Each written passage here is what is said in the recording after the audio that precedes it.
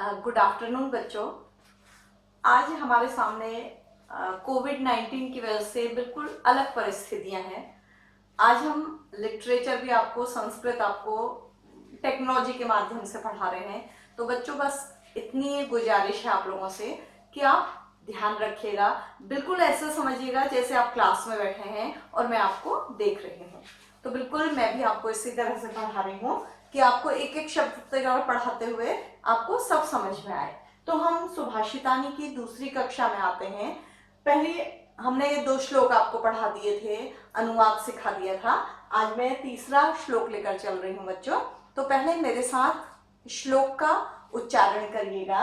लुब्धस्य नश्यति यशः, पिशुनस्य मैत्री, नष्ट क्रियस्य कुलम, अर्थपरस्य धर्मः, विद्या फलम व्यसनिनः, कृपणस्य सौख्यम, राज्यम प्रमत्त सचिवस्य नराधिपस्य।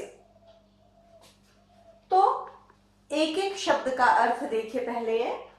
जो लोभी होता है, लालची होता है, नश्यति नष्ट हो जाता है, यशः उसका यश, पिशुनस्य पिशुन होता है बच्चों चुगलखोर। जानते हैं आप चुगलखोर? कोई मित्र है आपका ऐसा? हाँ, तो चुगलखोर की मित्रता। नष्ट क्रियस्य जिसकी क्रियाएं नष्ट हो गई हैं या कि आलसी, उसका कुल यानी कि परिवार। अर्थ परस्य धन को चाहने वाले की, जिसको धन का बहुत लालच होता है, धर्म उसका धर्म। विद्या फलम विद्या का फल, व्यसनिनः जो बुरे गुणों से युक्त हैं, बुराइयों से युक्त हैं। कृपणस्य कंजूस का, सौख्यम सुख, राज्यम राज्य, प्रमत्त सचिवस्य जिसके मंत्री प्रमादी हैं, आलसी हैं, बेकार हैं, नराधिपस्य राजा का। तो एक एक करके अर्थ देखिए एक एक लाइन का। जो व्यक्ति लोभी होता है उसका यश नष्ट हो जाता है। जो चुगलखोर होता है उसकी मित्रता स्थिर नहीं रहती है या नष्ट हो जाती है। जो आलसी है उसका परिवार या कुल नष्ट हो जाता है। लालची का धर्म नष्ट हो जाता है। धर्म होता है बच्चों क्या हमें करना चाहिए सही और क्या गलत नहीं करना चाहिए। जो जिसे धन का लालच होता है वो ये कभी नहीं सोचता है। तो धन के लालच करने वाले का धर्म, बुराइयों से युक्त का विद्या का फल, यानी कि जिस व्यक्ति में दोष होते हैं उसे अपनी विद्या का फल नहीं मिलता है। कृपणस्य कंजूस का सुख, क्योंकि उसके पास जितना आएगा उसको और का लालच होता जाएगा तो वो कभी सुखी या संतुष्ट नहीं हो पाएगा। तो कंजूस का सुख। राज्यम प्रमत्त सचिवस्य जिसके मंत्री घमंडी हैं, बेकार हैं, उसका राज्य, ऐसे राजा का राज्य नष्ट हो जाता है। तो हम पूरा मिलाकर पढ़ें तो लोभी का यश, चुगलखोर की मित्रता, आलसी का परिवार, धन के लालची का धर्म, बुराइयों से युक्त का विद्या का फल, कंजूस की जो सुख, कंजूस का सुख, और प्रमत्त सचिव वाले का राज्य, ऐसे राजा का राज्य नष्ट हो जाता है। अब हम अपना चौथा श्लोक देखते हैं बच्चों। इसमें आपके लिए जो शिक्षा है वो आपके लिए है कि आपको बुराइयों से युक्त नहीं होना चाहिए, नहीं तो आप जो विद्या ग्रहण कर रहे हैं उसका सुख आपको नहीं मिलेगा। और जो भी ये दुर्गुण हैं वो हमारे व्यक्तित्व में नहीं होने चाहिए। चौथा है पीत्वा तु रसम कटुकम मधुरम समानम, माधुर्यमेव जनयेन मधुमक्षिकासौ सन्तः तथैव संसज्जन् दुर्जनानां श्रुत्वा वचं मधुसूक्तं रसं सृजन्ति। तो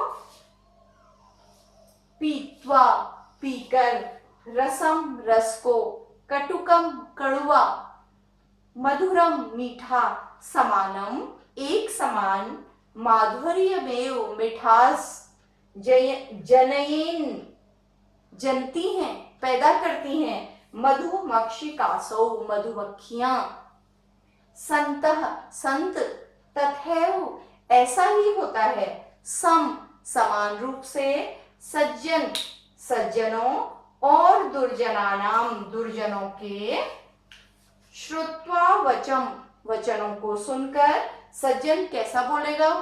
मीठा, और दुर्जन कैसा बोलेगा बेटा? कड़वा।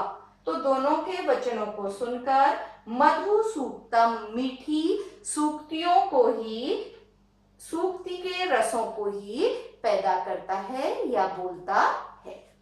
तो जिस प्रकार से मधुमक्खियां कड़वा और मधुर फूलों से जब वो रस लेती हैं, किसी फूल का रस कड़वा होता है और कहीं मीठा होता है, तो दोनों रसों से वो केवल मधुरता को जन्म देती हैं, उसी प्रकार से संत भी सज्जनों और दुर्जनों की दोनों प्रकार के वचनों को सुनकर, यानी कि कड़वे और अच्छे वचनों को सुनकर, सुंदर वचनों को सुनकर, वो मधुर सूक्ति रूपी रस को ही बोलते हैं या उसका सृजन करते हैं।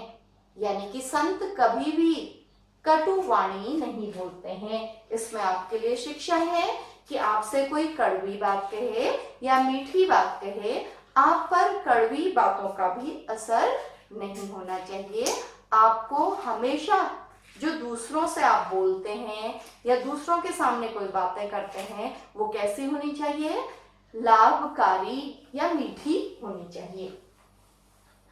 तीसरा आपका श्लोक है, विहाय पौरुषम यो हि देवम एवा अवलंबते, प्रसाद सिंहवत तस्य मूर्धनि तिष्ठन्ति वायसाः।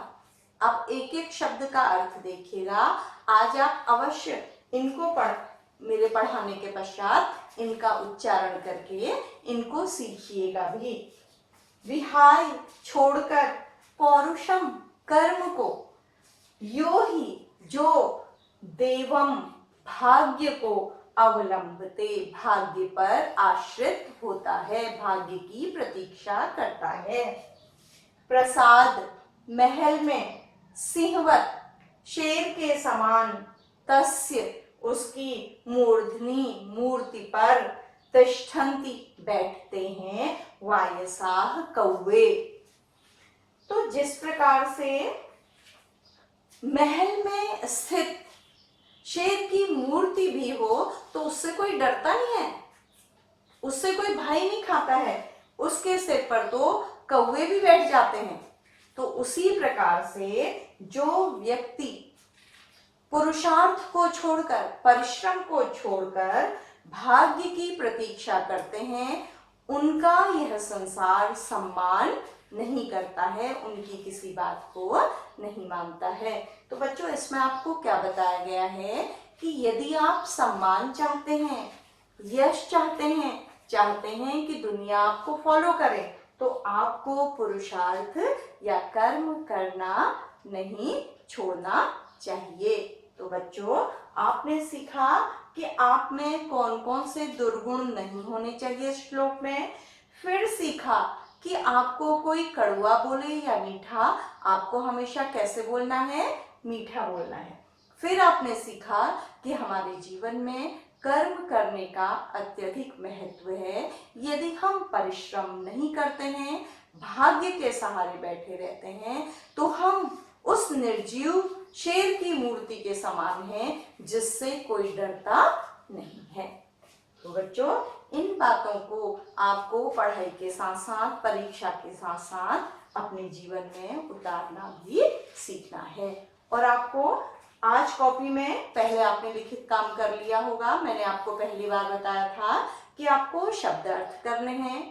2 श्लोक जो पहले बताए थे उनका अनुवाद करना है। तो आज जो ये 3 श्लोक अभी बताए हैं इनका भी आपको अनुवाद कॉपी में